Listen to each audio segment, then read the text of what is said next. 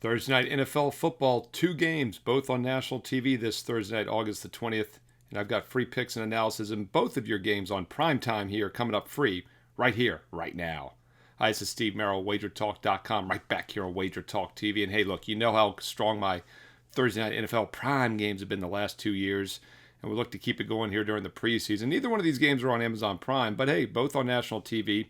We're going to talk about the Raiders-Texans on ESPN and also the late game 49ers-Chargers on NFL Network. Your two Thursday night games, free analysis and free plays coming up right now. Don't forget my personal best bets and a bonus free play every day is on my page, SteveMerril, WagerTalk.com. You can get there quicker, wt.buzz/SM. I'm wearing my Bushwood. There's no gambling at Bushwood. Bushwood, gambling. Drop your favorite Caddyshack quotes below in the comments. I read the comments, I reply back. Let's get a little Caddyshack love here on Thursday. Let's talk about the first game on ESPN, Raiders at Texans. And look, the preseason switched 5 years ago. Back in 2020, there was no preseason in 2020 due to COVID. And then in 2021, they reduced it to just 3 games. Instead of 4 weeks, there's just 3 weeks now, plus the Hall of Fame game. A couple teams get the 4th game instead of the 5th game. And it really has changed the dynamics of the preseason. Now that we have over 5+ years of this current format, we have some good data to work with as well. And I've got some systems applying to both these games here I'm going to give you free in this video.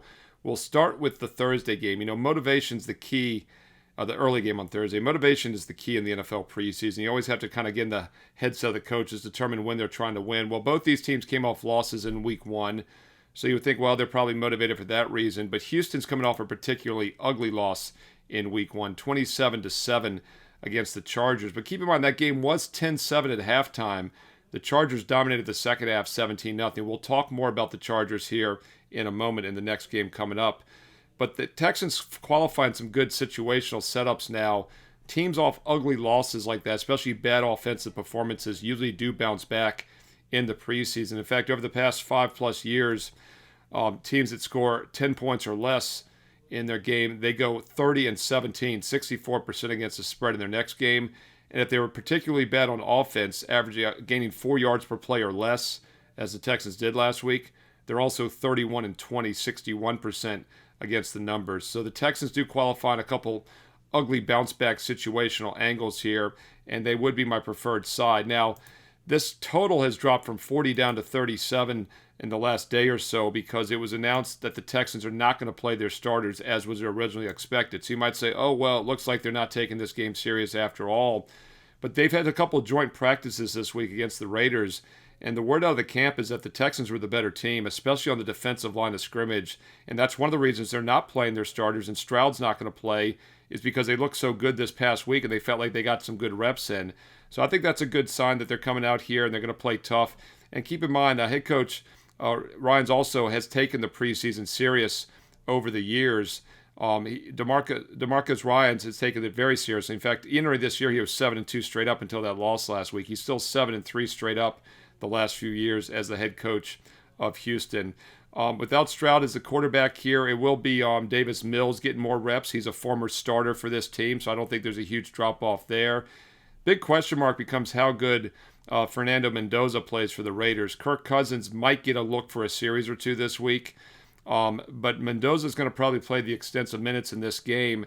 And the Raiders' offense looked pretty good last week, but their defense did not hold up, and that was why they lost that game to Arizona. They could not stop the Cardinals, gave up almost 370 yards in that game. By the way, a little suspect with Houston's third string because Brett Rippon was just signed this week due to an injury. So Rippon is going to probably be the next quarterback in. He's been with the team limited amount of times. So that makes the over-under in this game a little bit dicey as well. We just don't know how up to speed he is going to be in this one. Graham Mertz looked good last week, but he got a season-ending ACL injury in that LA Charger game, and he is now out. So there's a little bit of uncertainty with the situation for the Texans at quarterback, but they have been the better team so far in the joint practices. And once again, teams coming off bad offensive showings are over 60% against the spread. I'd look for Houston to bounce back here as a live home dog, plus the 1.5 at 8 Eastern on ESPN. By the way, teams like the Raiders, who had a high-scoring second halves and struggled on defense, the over is usually worth a look. This game does fit a few situations. Raiders, first of all, gave up over 6.5 yards of play in the first half last week. That actually translates to a solid 60% over situation. But I'm hesitant to use the situation because head coach DeMarco Ryans, as I mentioned, has been with the Texans for the last few years. He's an incredible 10-0 to the under in all preseason games. Once again, DeMarco Ryans is 10-0 under in the preseason, including just 34 points last week. So I'd probably stay off the total in this one. All right, your other game goes at 10 o'clock Eastern on NFL Network, the late night game, 49ers and Chargers. As I referenced earlier, LA's coming off a nice 27-7 blowout of the Texans. And by the way, if the Texans look good in this early game, that probably makes the Chargers look even better in the late game. But regardless, I like the Chargers in this game as a live +1 home dog. They actually opened as a 1.5-point favorite. But then when it was announced Purdy and some of the starters might play for the 49ers, the line shifted earlier this week. And now San Francisco is a 1.5-point road favorite. That's a 3-point line move. And by the way, we do get ties in the NFL preseason. I think there's been 7 or 8 ties the last 5 years with this current 3-week format. So 0 is not a dead number like it is in the regular season. So -1.5 to +1, 1.5 is a 2 to 3 point line move. And just on the blind, the last several years, if you've played against these line moves, taken the extra value, you've hit well over 60% ATS. So the Chargers fit that aspect of line value, but they also fit several good momentum situations. You know, I talked about motivation, and you look for teams off a bad effort making good effort. Well, one thing that jumps out to me during my back testing of the last 5 years with this current 3-week format, is that teams coming off blowout wins and great offensive showings actually continue to win and cover the spread. It's really a remarkable phenom, and the Chargers fit several good situations based on that premise this week after their 27-7 win. In fact, teams that scored 24 points or more the last 5 years, 57-25 straight up, 51-26 against the spread. That's 66% on over 70 game sample. Teams that won by 18 points or more, Chargers of course won by 20, are 19-4 against the spread the last 5 years. And also good second halves, as I mentioned. I always like to look at the second half numbers because the backups still play the majority of these games. Chargers won the second half 17-0 last week against the Texans. Teams that score at least 16 points or more in the second half are 28-7 against the spread in their next game. And if they won the second half by a touchdown or more, they're 48-30 against the spread, 50-29 straight up. The Chargers won by 17. Yet despite all that, the lines moved against them. I like the Chargers here. By the way, they are also expected to play their starters some in this game. Herbert's supposed to make his debut this week after sitting last week. Trey Lance is the backup. He was mediocre last week, but he's still got NFL starting experience. And then I'll tell you, he looked pretty good. Don't sleep on DJ. Here we go. Uiagalelei, the Clemson quarterback. I nailed it. Uiagalelei. Third stringer had a QB rating of over 140 last week, 6 for 9. So I like the backup situation also as far as the quarterback rotation goes for the Chargers in this game. And I like it better than San Francisco's rotation. These teams also, by the way, Mac Jones expected to be the backup. And then Curtis Rourke actually looked okay last week against the Titans, but he suffered a rib injury in Tuesday's joint session practice, and he might not play this week. So there's a little uncertainty there at the quarterback rotation now for San Fran as far as their depth goes. So I think the Chargers are the play, especially in the second half. You know, if they're trailing at halftime, if you get an adjusted line at halftime or sometime a live line in the second half and get them at better than +1, take a look at the Chargers, especially an in-game bet, as I think they're going to have the edge in the second half, and that's often what decides these preseason games, as you well know. All right, there we go. 2 games on Thursday. Free plays in both of them for you. Texans game at 8 Eastern on ESPN, that Charger game at 10 o'clock Eastern on NFL Network. What are your thoughts on these 2 Thursday night NFL primetime games? Drop them in the comments below, along with your favorite Caddyshack Bushwood, favorite Caddyshack quote or quotes. But more importantly, what sides totals do you like in these games on Thursday night? Hey, include some reasoning, some analysis if you have time, so we, of course, can learn and earn and win together here on WagerTalk TV. And if you're liking these free play videos, all I ask is a quick thumbs up like, positive comment below, and if you're on your mobile device, you can click the hype button as well, which is always appreciated. Click subscribe, click the bell for instant alerts so you never miss out when free play videos are posted here on WagerTalk TV. I'll have all 3 NFL primetime games for you on Friday night as well.